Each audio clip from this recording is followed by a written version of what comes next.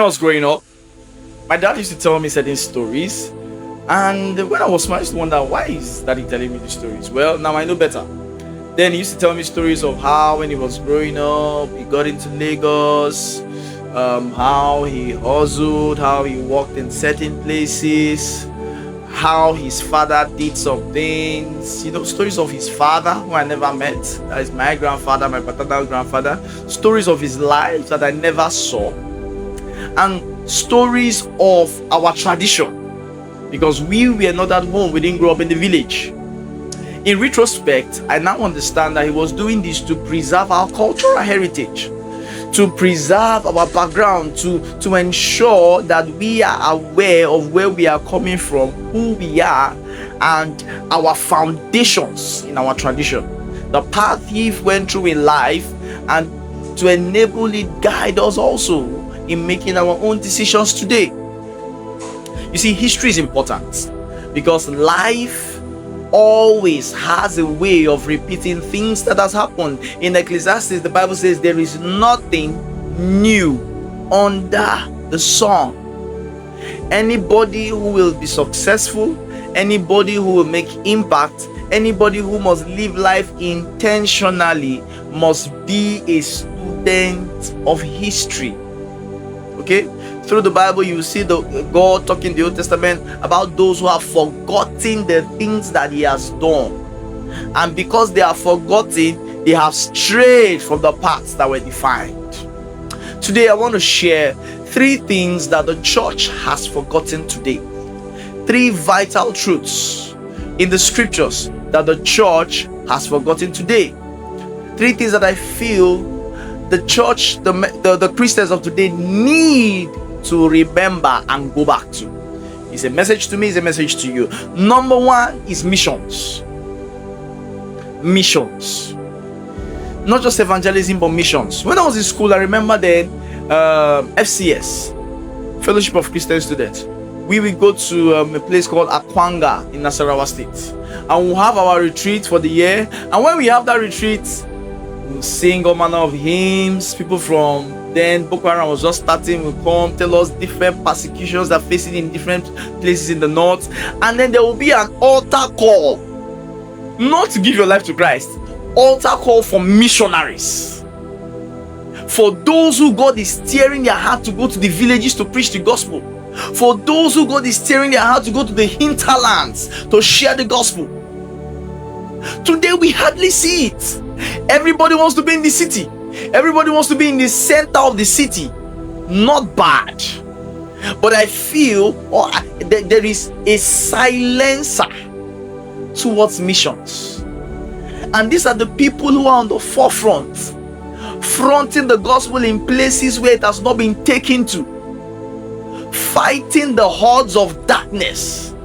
And many times these people need sponsorship, these people need prayers, these people need manpower. But because Jesus said, how will they hear if there is no preacher? If the church is not mentioning it, then even those who are called, how will they know? Even those who are supposed to sponsor, how will they know?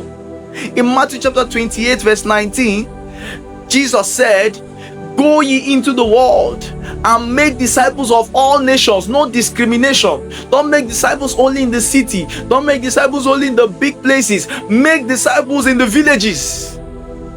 Recently I was in a village. I was awestruck that such a village still exists. Time will fail me to describe what I saw. And I was wondering, glad to know the gospel is in that village. But that means there are more villages like that have not gotten the gospel. Missions. This is an urgent thing that should be addressed. And brothers, I'm talking to you, you're saying, this thing has been in my heart. I've had this passion, I've had this desire. Feel free to reach out. In the comment section, I'll reach out to you. You can link you up with Capro and other mission houses. But this is something the church has forgotten that you must remember. One of the heart's cry of God is missions. The church must not camp in one place. Missions is not just evangelism in your environment. Missions is strategically taking the gospel to every nook and cranny of the world. Number 2 is outreach to the poor, taking care of the poor. We live in a society that has become very organized, very planned. They tell you have a budget for everything. Thumbs up and very good. And this has led to people saying, I agree with budgeting, I agree with financial management, but it has led to people saying, I don't have a plan, or I don't have a budget for the poor. Somebody's in need and he comes around and they say, sorry, nothing. To begin with, do you know you can have a budget, a plan for the poor? Jesus said, the Bible says in Proverbs that he that lendeth to the poor, he that giveth to the poor, lendeth unto God. In Matthew chapter 25, Jesus was speaking and he said, if you have fed the poor, you have fed me.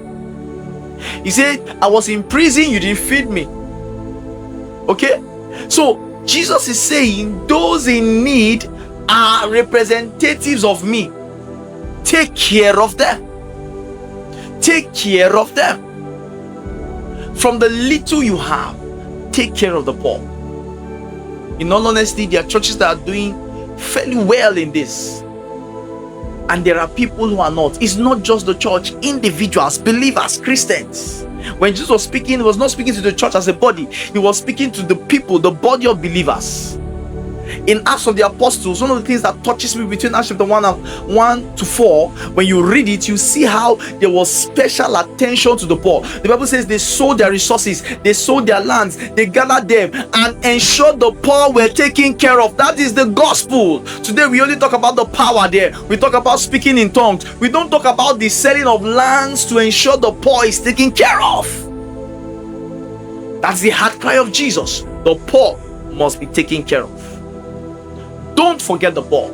When you receive your salary, create a budget for them. Maybe 2% of your salary, create a budget for them. You're a businessman, create a budget for them. Jesus says the poor you will always have among you. Don't complain. Jesus has said it. It's inevitable. The poor will be there, but take care of them. And number 3 is the fact that we are pilgrims on earth. We are on a journey to heaven. The earth is not our final destination. The earth is not our home. 1 Peter chapter 2 verse 11. I'll read. He said, beloved, I beg you as sojourners and pilgrims.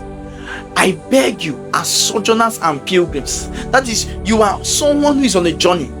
You are in transit. You just stop by in a hotel. Your time on earth is temporary. You are a pilgrim. You are sojourning here. You have an eternal destination, and you must know this. And that's why Jesus was warning. He said, don't build treasures where moth and rust doth eat it. He said, however, build treasures in heaven. Treasures that cannot get rusted. Treasures that cannot be spoiled. Treasures that don't have expiry date. He said, for where your heart is, that is where your treasure will be. If your heart is only on earth, then you are building only earthly treasures. If your heart is in heaven, then you will build heavenly treasures. How do you build heavenly treasures? By winning souls. Number 1, winning souls, giving to the poor, involving yourself in kingdom service, doing the will of God for your life, fulfilling purpose, what God has called you to do. Be a contributor to the kingdom of heaven, not just your own kingdom on earth. Amass wealth, good. Let your wealth sponsor and push the gospel. Amass influence, good. Let your influence sponsor and push the gospel. Daniel had influence. His influence made way for the gospel. Esther had influence. Her influence made way for the gospel. Joseph of Arimathea had influence. His influence made way for the gospel. Your wealth and influence should speak. You are a sojourner. Don't amass it for your own pomposity, for your own pride. You are a sojourner. I read it again. Beloved, I beg you as sojourners and pilgrims, abstain from fleshly lust. Notice, you are a pilgrim here. There's a movie I recommend. If you've not watched it, probably you're a very, very new generation. It's called Pilgrim's Progress. I want you to watch that movie. It has something to tell you. So the 3 things, I take them again. Number 1 is missions. Number 2 is taking care of the poor. And number 3 is we are pilgrims on earth. I want you to bear this in mind. With this in mind, I believe we'll become Jesus-centered, Jesus-focused, and once again, we'll live lives that please the Master. God bless you. Share this with someone. Drop your comments, your questions in the sections, and let's engage. Let's talk about it.